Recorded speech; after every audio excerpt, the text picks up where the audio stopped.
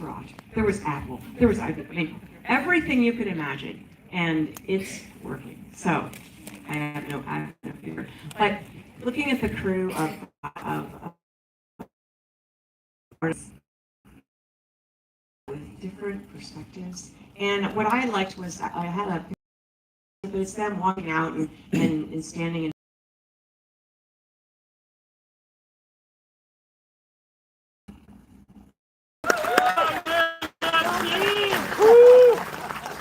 These missions take every single one of us, and I was trying to think about how many people were really responsible for Artemis, and I would say it's hundreds of thousands of people. It is certainly every mission that's ever gone, not just the crew, but the people who made. You can tell me when their slides. Yay! So here's our crew, and we know them all by now.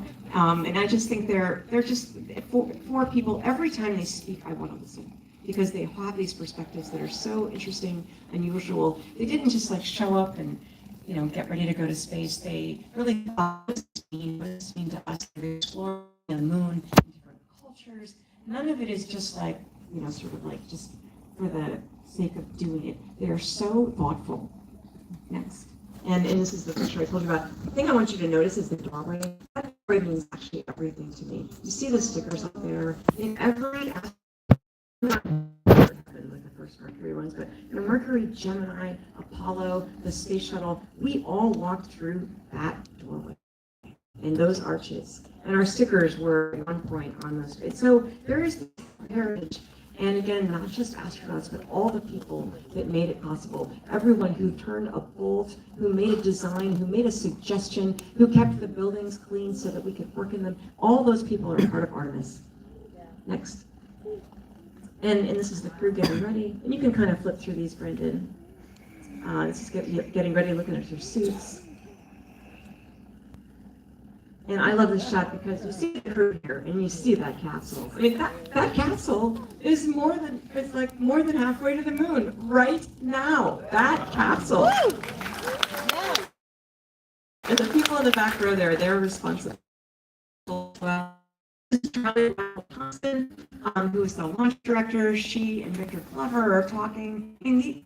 There were serious between the crew, between the management team. There were hard choices and decisions next. And we're all ready to go, starting last week and next. Our crew is go for launch. Full set. Historic mission. You take with you the heart of this Artemis team, the daring spirit of the American people and our partners across the globe, and the hopes and dreams of the new generation. Good luck. Godspeed, Artemis 2. Let's go. Awesome! Everything about this mission has been, you can speak has just so personal. So personal. And it just makes them, and she had everyone give their goals in their own words, what they really meant. I just think it really changes. And I think what it touches, it brings us with them. All these kinds of touches, including this is filmed by a friend of mine here, Val Jaramello, who's here, and she filmed that actually from Building 3? High Bay 3. Yep, there she is watching the launch. And next, we can just keep flipping through Brandon. I mean, it's amazing. And then watching them go. Next. And seeing them send the first pictures down. And this is a screenshot actually, but I mean, they're just, it's so great to see them up there in space. And that they're already, I mean, they're committed. I mean, when they've had this kind of campaign where they say, we are going, and they are going.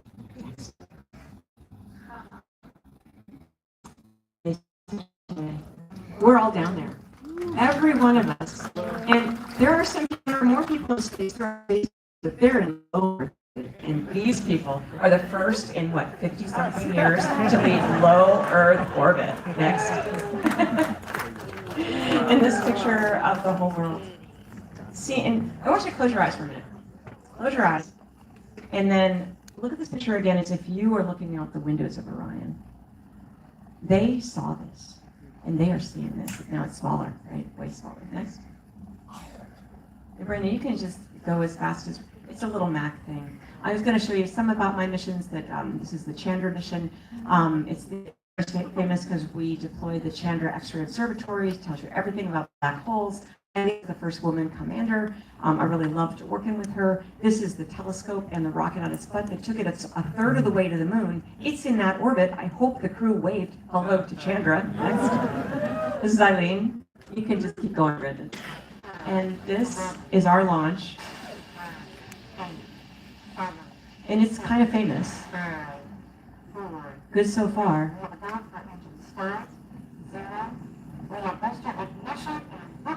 It's a pizza.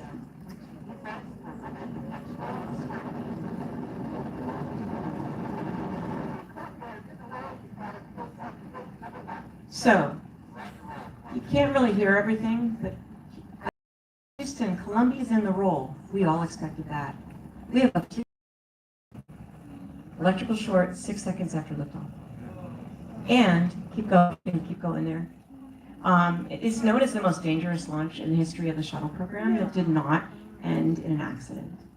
Amen. And there's what you see here on the engine on the right. There you can see a leak there. We had a leak. They didn't understand the data they were seeing in mission control, but it turned out that everything worked out fine. The leak wasn't so much that we didn't get to orbit. The electrical short didn't affect anything else. And we got up there, and I was like, we actually had a low-level cut of oxygen, which is usually catastrophic. Because the computers had a short, they made more conservative calculations, and that made them decide not to have a catastrophic end to getting up into orbit. We didn't, of course, know this at the time. All we know is that, hey, things worked out, we're up here, are we deploying today or not? This is us, so we did clearly make it. Next. And there's the Chandra. Next. And this is the Chandra getting a big shove. It's got a little explosive zipper around the rear end of that rocket. And as soon as I pull that deploy switch, that rocket pushed back. Well, one thing that was really significant was the fact that this telescope was designed 25 years before we took it to space. We're like only a part of its journey.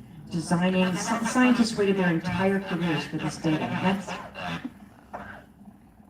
And it's data that shows us on the left is what they had for X-ray test data. Next.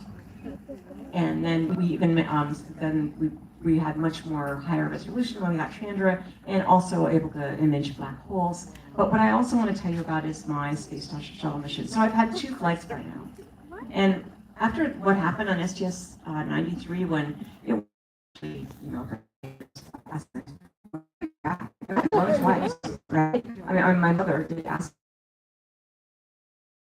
It never occurred to me not to, because it's not about individual missions. It's about that exploration. It's about living on that space station. Next. And in a much smaller capsule than Orion. We don't stay there very long. And when we get there, there's 3 more people. Just keep flipping through, Brandon. And the 1 female. They better treat you like a princess. Better treat me like we're saluting. This is about a 1.5 minute kind of video. And it just shows us launching on the Soyuz from Russia, which I loved. I mean, I love that this is an international program, and I think everyone here who already understood Yuri's night understands exactly why. The fact that we would do these things alone, one country, is just ludicrous. And so I loved being up there. I loved living up there. I loved flying around the space station. And when I came home after my first mission, I was like, why are we coming home? We have so much work we could be doing up here in terms of science, but also in terms of bringing a lot of different perspectives to space. I did bring my flutes up there. I brought my flute, which I brought actually everything but the mouthpiece. And the mouthpiece came from the flute company, and so when I got back, I gave it back to them. And even beginners could play the flute that went to space. But this is the view that we had out our window. So in the fact that you could go there every day, keep going, Brandon, that you could go there every single day was just amazing. So what up there, and Brandon, you could go through these pretty quickly, but we do play with our food. I mean, it's fun. It's experiment. It's delightful. And Satoshi will, we get to see this. And what we find out, liquids really want to do so valuable down here on Earth, and the tiny forces, I mean, they rule up in space. For the most important game in town, we get to see what liquids really want to do. We get to understand how plants grow in space so that we can have food on the way to Mars, and yet it's really important down here. Plants that had Energy and combustion. I mean, because it just happens physically differently without, you're taking away a variable. You're making a giant variable much smaller, and you get to learn things. This is combustion. We learn things about our bodies, which are very relevant down here, especially for osteoporosis. And we learn to fix things. I learned to use, I didn't tell you, I actually launched on the day after my 50th birthday. So for those of you that are wondering if it's too late, it's never too late. And so I'm showing you these pictures, and you can keep going through, Brandon. This is the toilet, of course. And it's because these are the things, I mean, those broke, in orbit maybe once a month. The air recirculation system, is not because people weren't smart enough when they designed it. How to capture supply ships, which SpaceX that arrive and can dock autonomously. So all these things add up. And here, capturing that over the Finger Lake. And also, I'm proud to be part of the Small People Club, where when the small suit was canceled, the small spacesuit, the one that fit a third of the women. And people are laughing, but it's actually, I mean, the thing that they said was, hey, don't worry, we've looked ahead at the manifest, and we have all the spacewalkers that we need. We need people. If we're going to bring everybody, we need to bring equipment that fits everyone. And a lot of people, I think, really belong in space next. And I love it that there's so many more perspectives. This is the cupola, place we look out to see the Earth. If you think about it, we're actually upside down looking out that window. Wow. I'm from Massachusetts. My friend Al Sacco that I flew with, an accent, and he said, "Oh my God, it looks just like the map." Keep going, Brandon. I know he's trying. But it looks different, home looks different in different lights. But I love this series of pictures of different people. This is Tracy Caldwell Dyson. It was the first to take a picture like that, and now we have so many more people. They each take these pictures differently, and when they look out those windows, they see different things. Each of them. And I just really love the fact that we have more and more pictures of people up in space, because a guy that I had a half brother. I talked to his third grade class. He's much younger than me, and in that third grade class is a guy who wrote to me a couple weeks ago and said, "You talked to me in third grade. You made me excited about space, and I am now the chief propulsion engineer at a major aerospace company." I mean, but all of us have that ability to make that difference. Keep going. And that we have all, it's an international space station. It means so much, I think, on that level. And there's guys in there too. In fact, Karen was the only. But we're all just really different, and that is what is so important. And you hear that. You keep going. You hear that with the Artemis crew as well. And I think all of us sharing our story. You heard Carrie Ann talking, and some people are gifted in sharing. But in different ways. Some people are sick, and I'm not wearing this. Nobody asked me. Nobody asked me. So let people sharing your story and being brave enough to do that. I'm there in the whole world. Here's three of us. Do you see Fox Johnson up on the right there? Drew Foy still here. I'm from Bast, and we're playing Brown Eyed Girl, which you'll never hear because it's copyrighted and they won't let it out. But this I'm really, really proud of. And this is a duet with Ian Anderson of Jethro Tull. And the first time it was performed was on April 12th, 2011, the 50th anniversary of human spaceflight. He was in Russia playing a concert, and I was on the International Space Station.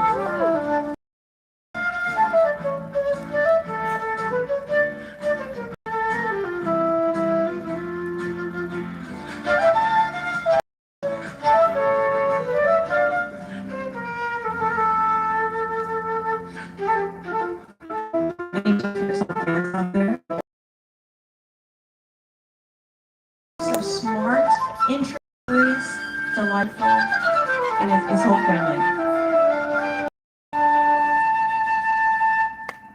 Thanks, Colonel Cady Coleman and the International Space Station.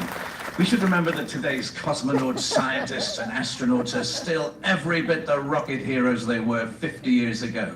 So, from the cultural city of Perm in Russia, let's salute Cady, Dima, and Paolo up there in orbit, and of course, the legendary Yuri Gagarin. Go safely. Awesome. So I want to make a couple more points really quickly. Can I have like 2 minutes? Okay. Oh, Loretta says, up. Go on, Brendan. The thing that, I mean, our crew, if you looked at the pictures, I know we flew by them, but very different people. And I mean, you take one look at the crew picture and you're like, wow, we'll see who comes home, okay? And what really brought us together was family.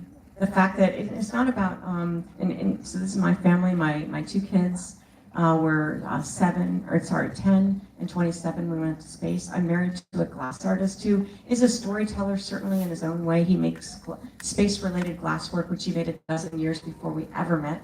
And it got very expensive, so then I had to get married. It's worked out pretty well. I've had a good deal ever since. And he looks at things differently than I do. Most everything differently. Next. So to him, he makes these glass planets, and it's not, I mean, it's just about, like when you look at these things, and you can keep going, we all get to bring about a sandwich bag of things up with us, and after me, they weighed the sandwich bag. But I got to take this picture. I love this perspective of small worlds, big worlds, and making me think, and the reason he started those was because he agreed to give a tour to every 8th grader in our county, not understanding there were hundreds of them. And they didn't care about wine glasses, they cared about planets. Next. But it is family that really brought us together. This is me in quarantine in Russia, and my kid Jamie has made a birthday card that shows the space station and everything, and that little tiger is Calvin and Hobbes, it's his favorite tiger there, and I mean, he didn't really care what his mother brought, or did, but cared what the tiger did, or and here he is. You don't really see his spot, but he's standing in the same little square that I stood and saluted on. And after my bus left, and then before that, they got to run around. And my husband sent me this. I cried, of course, on that space station. And this is my friends and family. You'll notice that everybody's looking at the camera except Jamie, who is looking at the launch pad. I mean, in a serious way, it's hard on the families, I think. And this crew really seems to understand that. Next. And it's important to me. I knew he has a great dad, but, you know, a kid needs his own cat that will follow him around. This is a Maine Coon cat. I knew he would never leave him. Next. And we would find different ways, which all of us know through the pandemic, to stay in touch and show people that we care. We would read stories we could use an internet protocol phone. I talked to them every day, but through the almost 6 months I was on the station. And this slide right here shows you that you do a certain amount of parenting from space. This is the look that says, "So I heard you've been rude to your grandma." Next. He's glad he's not here tonight. My boys, keep going. And this is our family zero-G Cheetos experiment. Understanding, and clearly Cheetos should be in space. You notice the small yellow cat there. Next. That's a kitten. And so, the cat has gotten bigger, the son has gotten bigger, both sons are bigger. I have a grandchild. So I'm going to go see tomorrow. And, you know, that is really what brought our crew together. Next. So coming back to this crew, the people who are up there right now, speeding towards the moon and about to go around it. Next. I want to show you, these are Artemis 1 slides, but I show them in most of my presentations because I think it represents what we do tonight. Next. This is people watching that launch, and they've got their phones, and it was a dark night, and I just think, keep going. And you just see that space is compelling, and we have to use that to help people understand the work that we have to do and the fact that that work is possible. Next. And I think, this is the last slide, I think that Artemis launching on Wednesday and the fact that real people are up there and it's being so well publicized, I think it can really change things because more people will understand that the impossible is actually possible. It's in a visceral way, they know something they thought was really hard just got done, and maybe they can do that thing that was hard for them, or raise their hand with their ideas. And I think that this crew will see the view from, from where they are, and I think they've already been changed. I think they will come back changed, and I think they will change us. And I look forward to our whole changed up family. Thank you. Wow.